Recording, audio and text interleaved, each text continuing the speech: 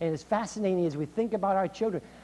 I used to weigh about 195 pounds 4 or 5 years ago, and I was actually borderline high blood pressure. Went in to see a nurse, and she said, you got high blood pressure problems. And not long before that, I had climbed a small mountain out in Oregon. It was only about 10,000 feet high. And what happened was I was going with a group of people, and they finished almost 2 hours ahead of me. They were coming down, and I was still trying to get up, and I knew I was not in good shape. And so I went, and then they came afterwards. We got together again. They said, let's climb Mount Hood. Now, I don't know if any of you know Mount Hood. But Mount Hood is a serious mountain out in Oregon. Very serious mountain because people die on Mount Hood. It's about 12,000 feet, 11,490 or something like that. And so I said I wanted to climb that. They set a date, June 1st, and this was in March. So I went to the head of our PE program, knowing I was in deep doo-doo. Went to the head of the PE department, and I said, help, Roy, get me in shape in 2.5 months. And Roy he wrote it out, gave me a weightlifting program I could do, told me how much I should run, and I increased it. And indeed, I started doing it. I actually lost about 30 pounds during that time. And at the same time, when I was losing weight, what was happening was my metabolism was somehow changing. I used to drink 6 or 7 Coca-Colas every day. But during that time, it wasn't that I didn't want to drink Coke, but when I drank it, it tasted too sweet for me. I stopped drinking it completely. Stopped drinking Coca-Cola. You know, my son was about 10 years old then, and he decided he didn't like Coke very much either. And he stopped drinking Coca-Cola too. At the same time, I started drinking coffee when I was 4 years old. 4 years old. I used to put 5 teaspoons of sugar into my coffee. I used to go off to school, hyperactive kid, and I was lit. When I got to school, the teachers couldn't figure out why I wouldn't sit still and keep my mouth shut. So the funniest thing about that, but during this time I decided I would stop drinking coffee, and I started using unleaded tea. And at the same time, my son took a liking to unleaded tea and decided he wanted to drink that as well, 10 years old. Well, also, I have a young lady up front here. I'm sitting at dinner last night, and I was talking here to Meg. And Meg, now, not knowing what I was going to say today, but Meg said, you know, funniest thing, I'm working with our child, and we want to give him choices. We want to give him choices. And she said, so when our child was just 3 years old, we used to say, well, do you want me to carry you up the stairs, or would you like to go up yourself? All right? And the child would say one thing or the other. And then a little bit later, the child says, as Dad's coming up the stairs, the child stands in the stairs and turns around and says, Dad, would you want me to carry you up, or do you want to come up yourself? 3 years old.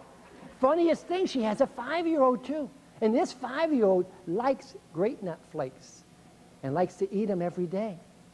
Now, I don't know whether God put a Great Nut Flake gene in there or something. But you know, it's the same type of issues. How did that happen? How did that happen? I have a poem here. You may not be able to see it because it's printed pretty small. As a great teacher coach I got to spend a few days with not long ago, and his name is John Wooden. He's won a couple basketball games in his life. For those of you who don't know, John Wooden is probably considered the greatest coach of all time, at least at the college level. A little fellow follows me is the name of the poem. A careful man I want to be, a little fellow follows me. I do not dare to go astray, for fear I'll go the self-same way. I cannot once escape his eyes. Whatever he sees me do, he tries. Like me, he says he's going to be the little chap who follows me. He thinks I am good and fine, believes in every word of mine. The base in me must not see the little chap who follows me. I must remember as I go through summer sun and winter snow, I am building for the years to be that little chap who follows me. Powerful stuff. I know that each day. So our second trait would be leaders are models. I call this action versus words. Action versus words.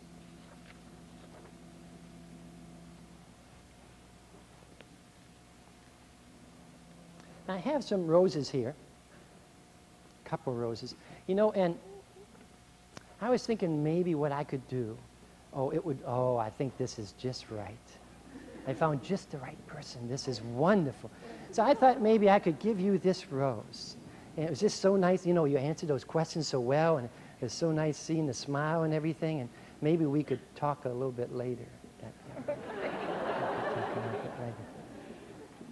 And then, of course, I better give one to Meg as well. So, I mean, golly, I picked on your family and everything this morning.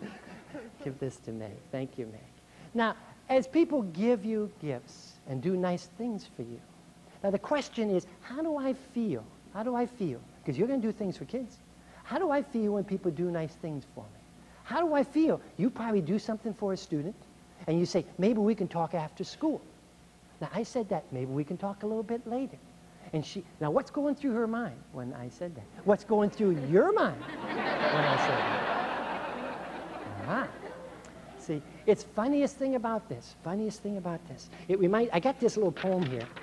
I mean, it's not a poem, it's just the cartoon. It's a Far Side cartoon. This guy's walking across a desert, and it's got a little liquid there, and there's a little snake down there. And he says, go ahead, drink it. Come on, aren't you thirsty? That's fascinating. It reminds me, for example, if someone would say to you, boy, that's a lovely dress you have on today. And then your thought is, what the hell was wrong with my dress yesterday? That's when I wore the good one. Did you ever have that happen to you? When indeed someone says something nice to you, you wonder what the agenda is. Your son used the car last night and there's roses on the table and you didn't see him come home. All those types of issues. And indeed also that when people do things nice for us, when you do nice things for students, for example, it reminds me of this quote. In the absence of trust, anything you do for me, I consider manipulation. In the absence of trust, anything you do for me, I consider manipulation. So the agenda would be, why did he do this? Why did he do that? And those are types of issues. And kids are going to be asking the same questions. They're going to be looking through the same filters. When your principal, your administrator does it, one of your staff members next to your co-workers does the same thing, you're going to ask those questions. Trust is a key issue. Now, I mentioned earlier that I was raised in Detroit, Michigan. Let me ask this question. Does anybody send out Christmas cards here? Raise your hand if you send out. Oh, we got some. Anybody send out 100? You send out 100? How many do you send out total? About 100? Anybody send 200 out? Any 200 people here? Now, come on, face up to this now. I bet you there's got to be a 200 in this audience. No 200s in this audience? Maybe I guessed wrong. But my guess is, I know lots of people who send out 100, some people who send out 200. Now, it's fascinating when you send out 200 cards, Mona, and what happens on December 24th when you get a card from somebody you didn't send one to? And I've had people say, I get one off right away. Sometimes I think they might want to fax one off, right? And then also I get people saying, well, what I do, of course, is I call them on the phone, because that's better doing it that way. Or I write them a letter. I've heard that too. Fascinating thing. Because you see, they want to keep things equal. They want to keep the debits going. You invited me over to dinner last night. What do I better do? Oh, it was a wonderful dinner. Why don't you come over to my house next Friday? Did you ever have that happen? Or did you ever have happen? I've invited him over twice, and he hasn't invited me over yet. I've had a lady who sends out 200-some cards, and I said, how do you deal with this? She says, well, if I don't get a card from somebody I sent one to, she says, off of the list. Off of the list. True story, happened 2 weeks ago. Off the list. You see, I get into what I call debit credit. Debit credit. Now, I was raised, I mentioned, in Detroit, Michigan. When I was 4 years old, my father left. He left actually to be with another woman. The woman was pregnant. Now, at the same time, I had 4 older brothers. And so my mother was raising us. And my mother was an alcoholic. Now, my mother was what I would like to call a responsible alcoholic. Now, what does that mean? That means I had clean clothes, the food was on the table, the house was clean, all those things were taken care of. And indeed, my mother was not parenting really anymore, but she was taking care of her responsibilities. And once she had those all done, then she went to the bottle and went to bed. When I got up in the morning, I mentioned I drank coffee. I got up in the morning. Well, why would I drink coffee when I'm only 4 or 5 years old? Because 4 older brothers got up, and what did they drink? They drank coffee. Now, there was a lunch in the refrigerator. My mom had fixed me before she went to bed, went to her room.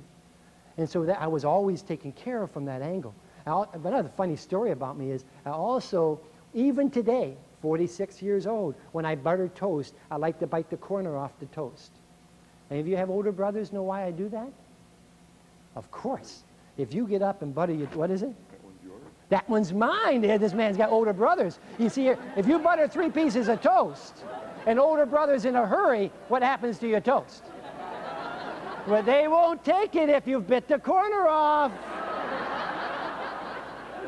Because you make a comment of, I slobbered on that one. Now, older brothers don't like humor very much, though. I'll talk a little bit more about that later. But it's fascinating. When I was raised, I was very much, until I was 40 years old, I was very much into debit credit. You see, because I knew I wasn't worth very much. If I was worth very much, my dad wouldn't have left, and he would have spent time with me.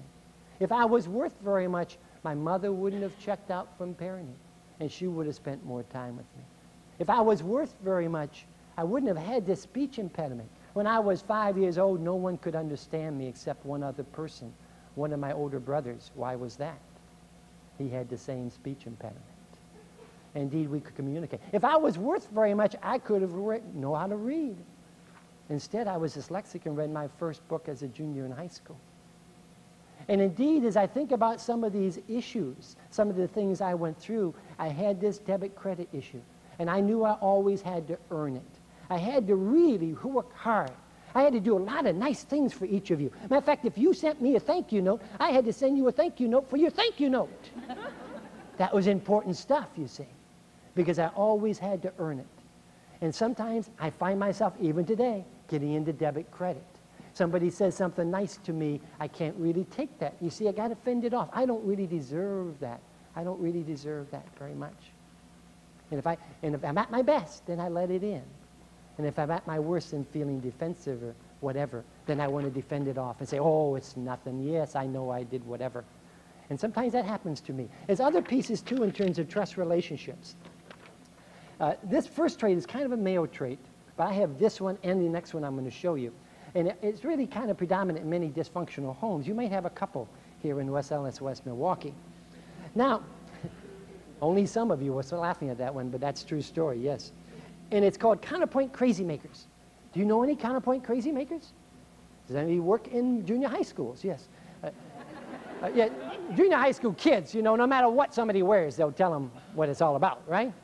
And counterpoint crazy making is classic issue. Even today in my life, if I went to see one of my brothers and I said to him, you know what happened? I was nominated to be Vice President of the United States. He would say, if you played your cards right, you could have been president. Huh? Hey, you know it's going to rain tomorrow. No, it's what? I heard it wasn't going to rain. Do you ever have people like that? Do you have people like that? No matter what you say, there's a counter. Now, when I was at school, I was a very good counterpoint crazy maker. When I was at home, I was not. It's bad luck to be a counterpoint crazy maker with 4 older brothers. They don't see the humor in counterpoint crazy. You spend too long on the ground. Yes. Now, some of you have older brothers, you know what I mean. And indeed, that's true. Now, I also was small. I was 5 feet tall as a freshman in high school. And when you're 5 feet tall and you're a counterpoint crazy maker, I also was very quick. It's good luck to be quick when you got a quick mouth, right? People don't see the humor. Now, some of you, I'm going to show you this other trait, and some of the ladies and other people, I had this other trait at home. Now, I'm sure none of you here have this.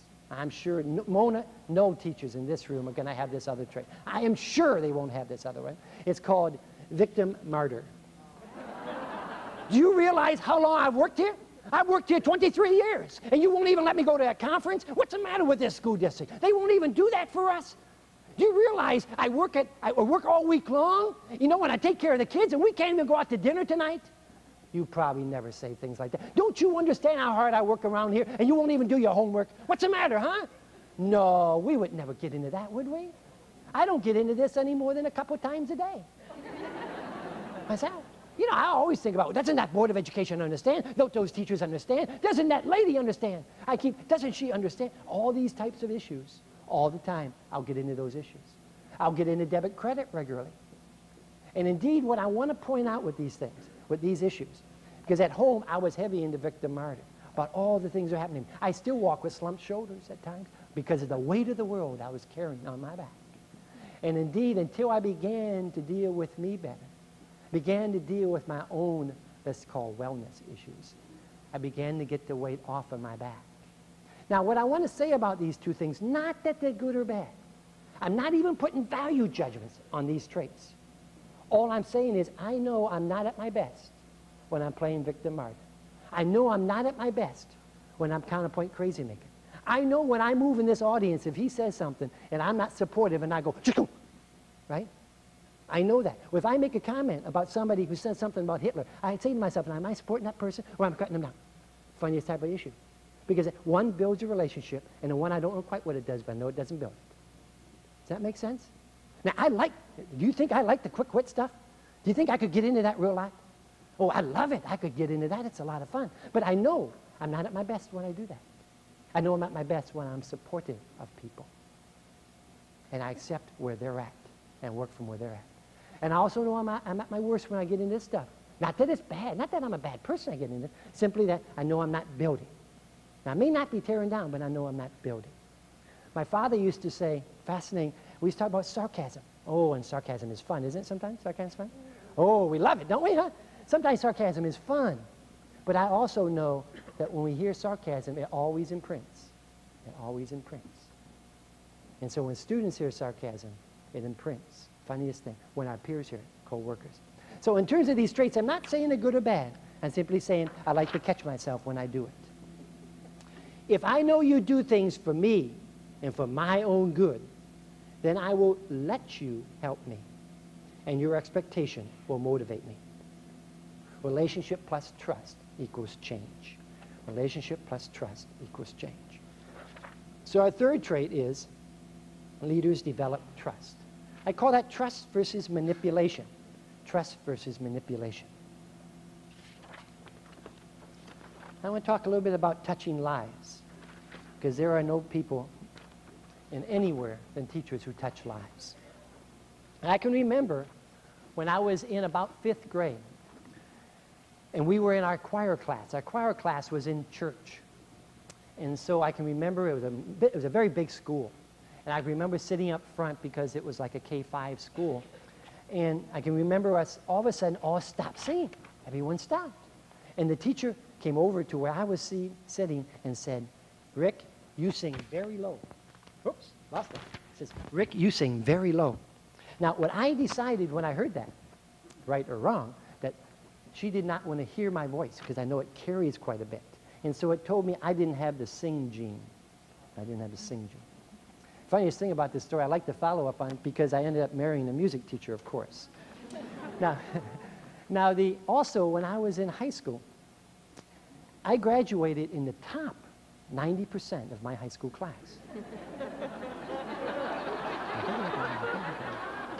You got to think about that one a little bit. And I was a challenge. I was suspended at least 2 times a year. You were allowed 3 before you were thrown out, and I could count real well. And I spent a lot of time with our disciplinarian. I can remember that was a Catholic school, and the priest taught it. And I had a run-in with my senior religion teacher. We didn't get along very well. But the problem was, in about April, I announced that I would like to go out of high school and become a priest and go to a seminary. He didn't quite know how to handle that. He thought God acted in strange ways. In any case, so they more or less set me up to go off to the seminary. And a graduation night came. It was an indoor graduation, maybe like it would be here. And so you had to have a ticket to graduate. Always, you get in like you were parents. Like if it was raining, you go indoors, you have to have a ticket. And of course, I had given away all my tickets to people, and it was about 3 or 4 hours before graduation. And I had gotten a call the night before from my father, and he said he wasn't coming. He lived in Chicago. I was in Toledo, Ohio. And so I didn't expect him to be there. But then 3 or 4 hours before, he called up and said, I'm coming. I'll be there for your graduation. So I went to my teacher who was handling the graduation, religion teacher, and I said, I need another ticket. My father's coming. And his response was, I don't have a ticket for you. If I had my way, you wouldn't be graduating tonight. And so I didn't get a ticket. I felt real bad. I went on that stage because I didn't see my dad. Now, if you know my dad, you would know he could get in anywhere. He had no trouble getting in. He sat near the front, as a matter of fact. He was what we call a good street person. And so it was a happy ending to that story, but it imprinted on me that I didn't even deserve to graduate from high school.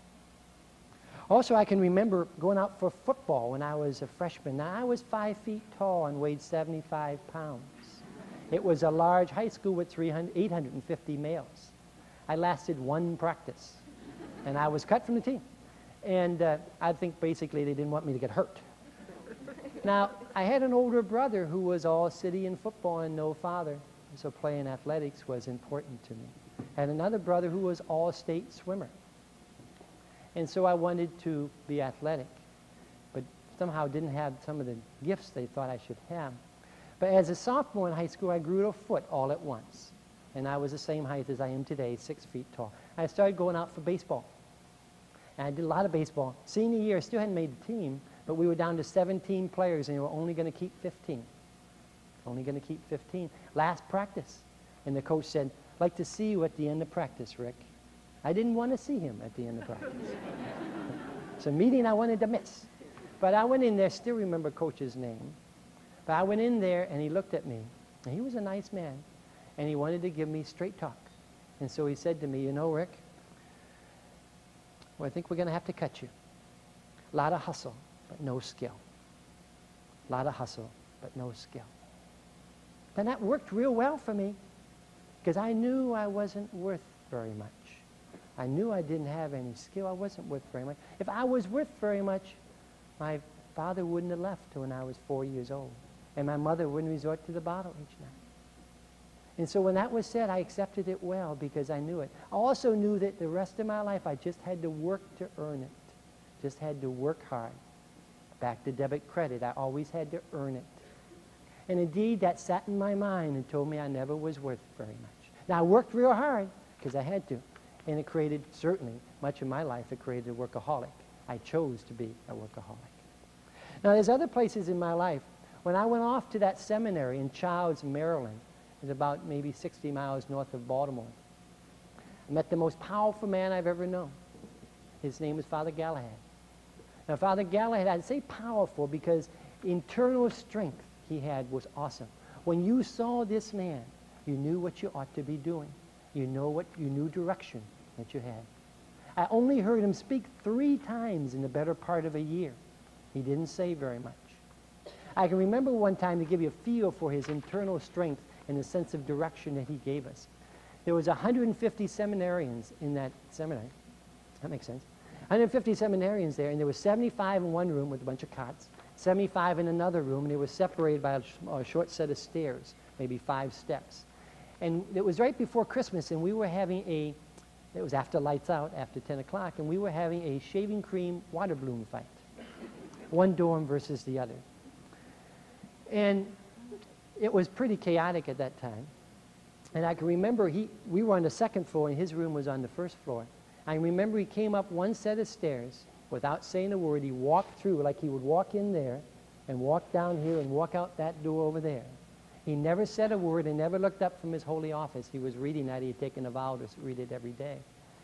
And then left, never looking up. At that time, when he came through there, you could have heard a pin drop. We all knew what we were supposed to do. And without a sound, 150 people went to bed. Fascinating power. I can remember I was there a better part of a year, and I can remember writing a note and saying I wanted to go home. And I wanted to leave the seminary. I got a note back that I should go see Father Galahad. And I even had some troubles when I was in that seminary. If we had time, I could tell you about some of those too. But I went down to his office, and this man said to me, "You know, Rick, we're going to miss you.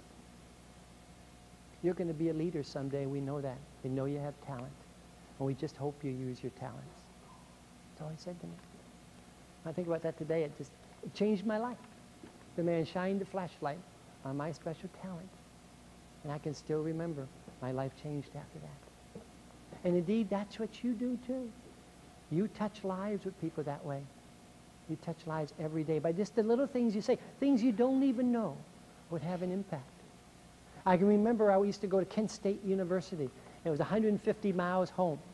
And every other weekend, I used to hitchhike home to be with my mom. And the tradition was when I arrived home, I would get 2 egg sandwiches, That was dinner on Friday night when I got home. And it might be at 5 o'clock, it might be at 9 o'clock, depending when the rides came. And I remember sitting there, and she would be sitting there usually having a drink, having a smoke. And she would look across at me and she would say, I said, remember this one time, she looked at me and she said, well, you know, Rick, you're a very empathetic person. And if you asked me today if I got the empathy gene, I would say, yeah, I got one of those. And she touched my life, shined that flashlight on that special thing. Powerful stuff, and you do that all the time. You touch lives, touch lives. I'd like to play a song for you that relates to that.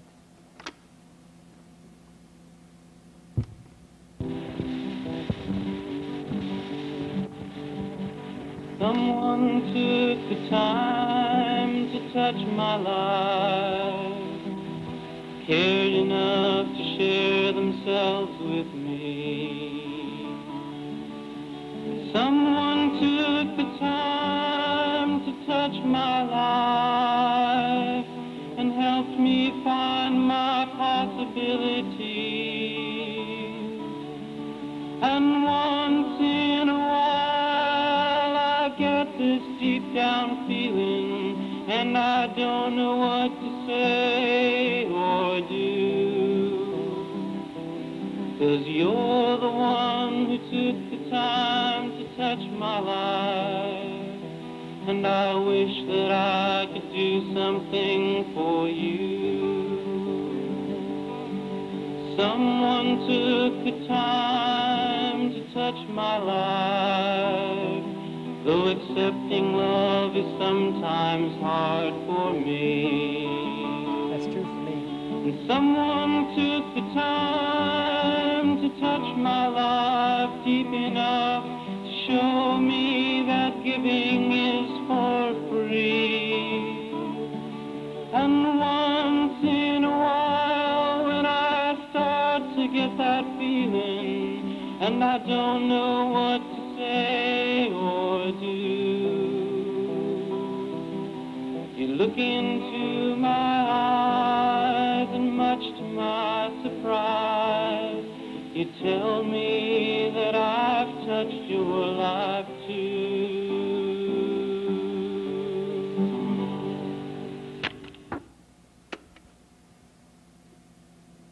Indeed, each of us touch lives every day. Sometimes we touch them positively, sometimes we touch them negatively. Certainly great leaders touch lives positively. Call it love versus control. I use that because control is an interesting issue. It reminds me when I was going into a counseling office and I saw a sign that said, help is the sunny side of control. And sometimes in this life I get into trying to help people, not releasing people. And the powerful thing of that song, The Wind Beneath the Wings, is it implies the other person flies and we just support. Now I want to talk a little bit more about relationships. I've been here for just a short time, and I've met some of the folks, your co-workers, and I've been incredibly impressed by the sense of caring that I see in this school district. Your wellness program, the efforts that you have in terms of students working with students, staff working with students in support of each other, all sorts of groups like that, you are way out front. Let me say that again, way out front in terms of other places I've traveled throughout the country. You have an incredible program going here. You have incredible people working in that program. I am sincerely impressed. In terms of great school districts, I don't believe great school districts come from a great curriculum or a great lesson plans, Mona. I'm not sure that's what makes them great, or great courses of study. Indeed, I believe great school districts come from the people and the relationships of those people. John Goodlad said, he was a dean at UCLA, the differences in our schools and the differences in our classrooms have more to do with human relationships than anything else. These are the things that differentiate among our schools. The methods of teaching don't, the curriculum don't. Powerful stuff. Now, as you develop relationships, I don't believe I have a relationship with this group of people, even at the end of the talk. I believe I am developing relationships with individuals within this group, one by one by one. When they asked Mother Teresa how she made such an incredible difference in Calcutta, her rather short response was, Well, I help people one by one by one. And indeed, that's what it's all about in terms of relationships. Now, how do you build relationships? And it's a little bit like when you go fishing. When you go fishing, what do you put on the hook? What you like or what the fish likes?